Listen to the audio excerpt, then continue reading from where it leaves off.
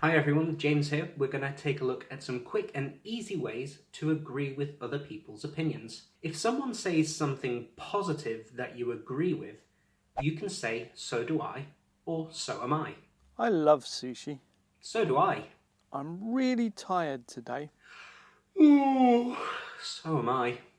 You can also say, "Me too." However, when somebody says something negative with the word not, for example, we use the word neither or neither.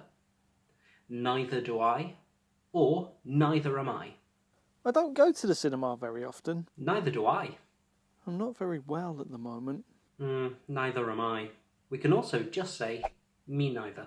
So, to agree with something positive, you use the word "so."